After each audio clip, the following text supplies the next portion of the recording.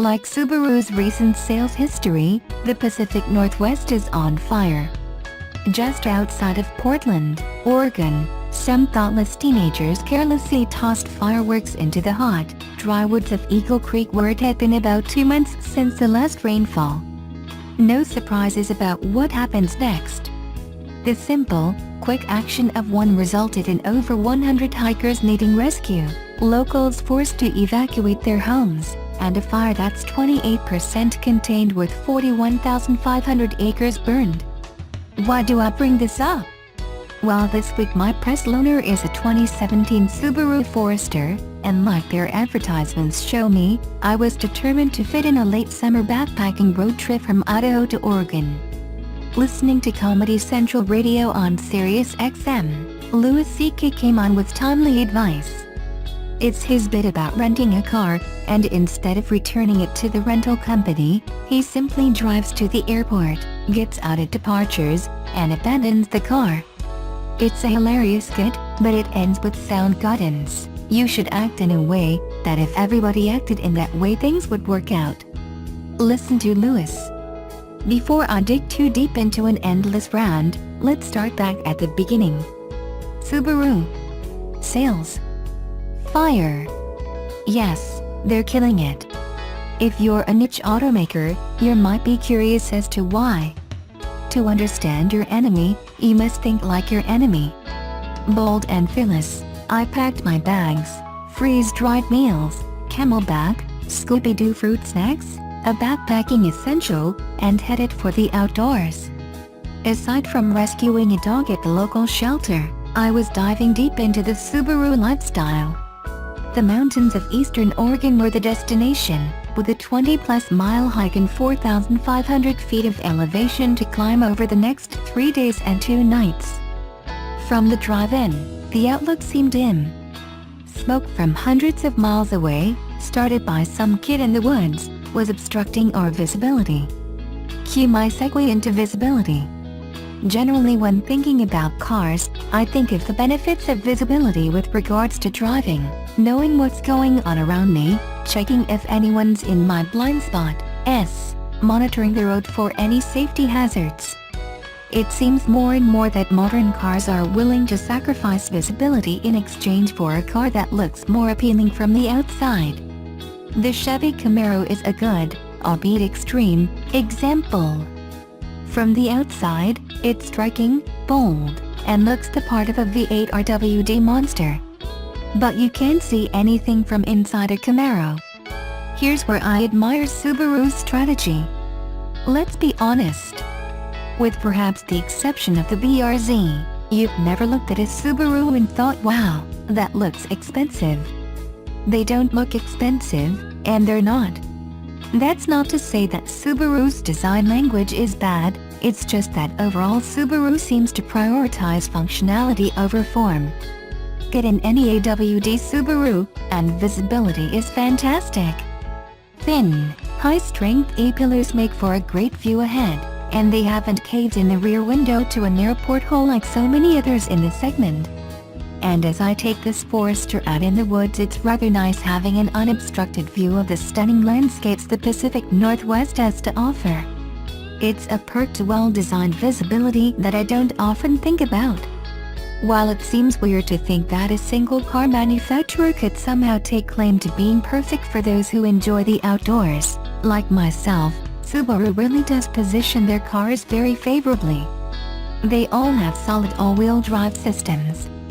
They're all quite competitive in fuel economy. I averaged 30 mpg in my 600-plus mile journey from Idaho to Oregon in the Forester, with highway speeds around 75 to 80 mph, not to mention having a great range with large fuel tanks, great for road trips.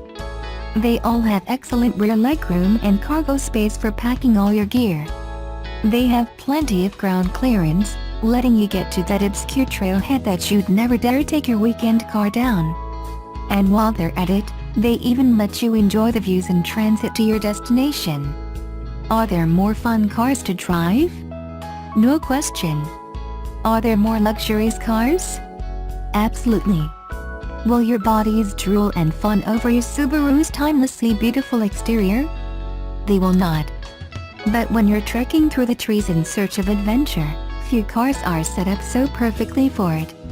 It's why I daily 16 cross-trek, and also why I quite enjoyed my journey across Oregon, whether the tread propelling me forward was my boots, or my tires. A few important facts about the new 2018 Nissan Leaf.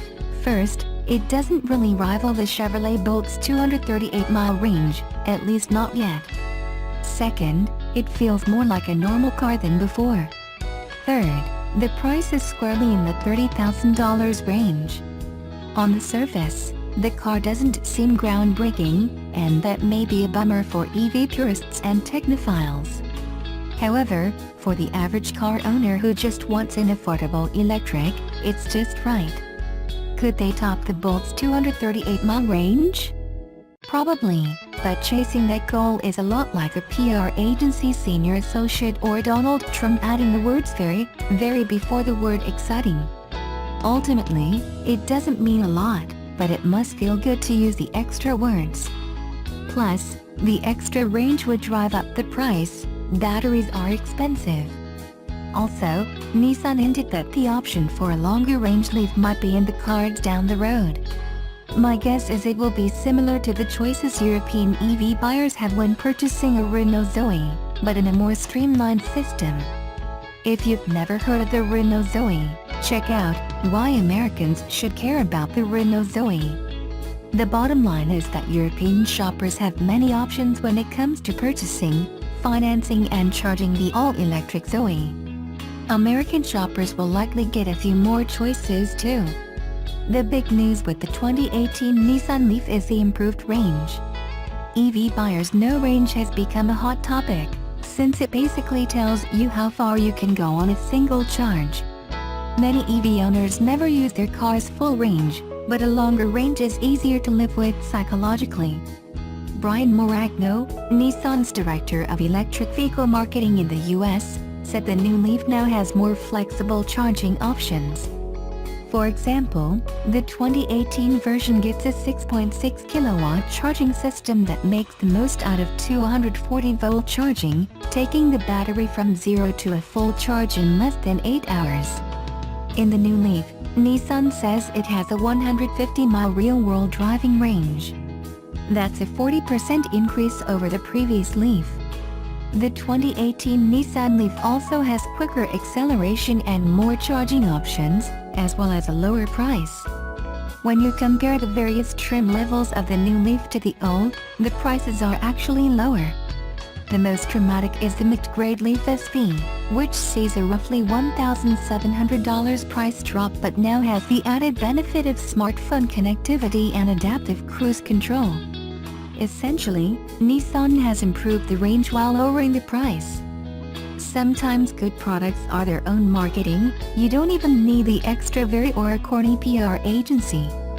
On the road, the new Leaf feels like a more substantial car.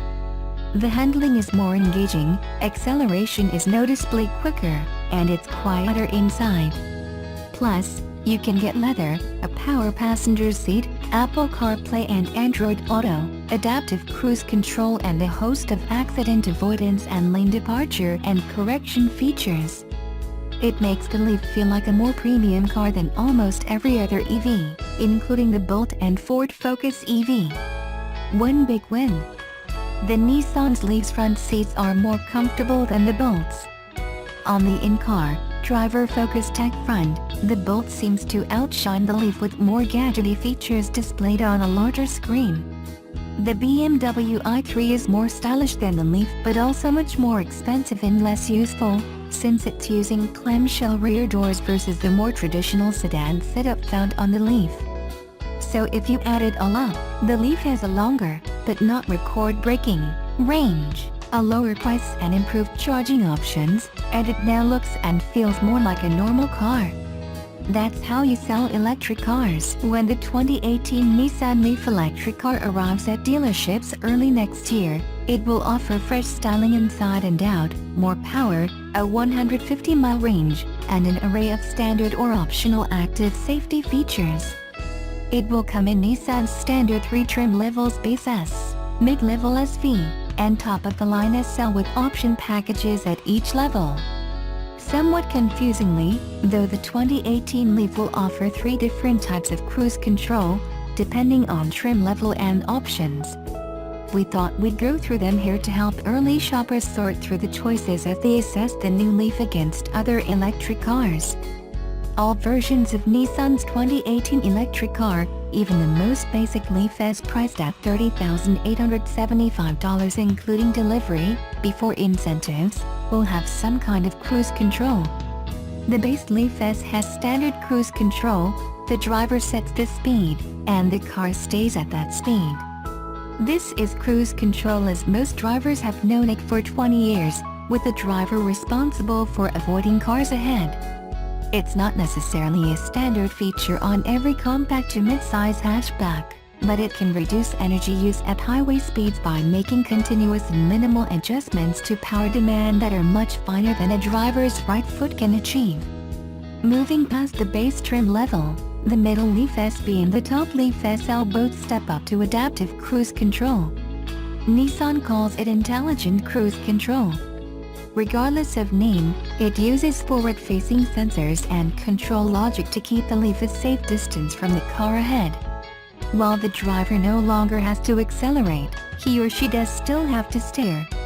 That brings us to the third option for cruise control, part of the tech package offered only on the Leaf SB and Leaf SL. It's called ProPilot Assist, and it blends the adaptive cruise control of the SV and SL models with active lane control, which goes beyond traditional lane departure correction systems by keeping the car centered in its lane. That means the car is accelerating, braking, and steering itself as long as the driver's hands remain on the steering wheel except for very short periods. This is what's defined as Level 2 autonomy, the second of 5 levels defined for self-driving cars. It's similar to functions built into the Tesla Autopilot system, Cadillac's Super Cruise that will also launch this year, and features from other automakers to make highway driving easier. ProPilot Assist will roll out through many Nissan vehicles over the coming years, but it arrives first on the electric Leaf. It serves as a halo feature, one that draws attention to the car's advanced technology, which fits nicely with its longer-range all-electric powertrain. The 2018 Nissan Leaf comes with a 40 kWh lithium-ion battery pack and a projected range rating of 150 miles. Its 110 kW, 147 horsepower, electric motor is considerably more powerful than the 80 kW, 107 horsepower, motor in the first-generation Leaf. The latest Leaf also comes standard with what Nissan calls e-pedal, providing what experienced EV drivers call one-pedal driving via increased regenerative braking.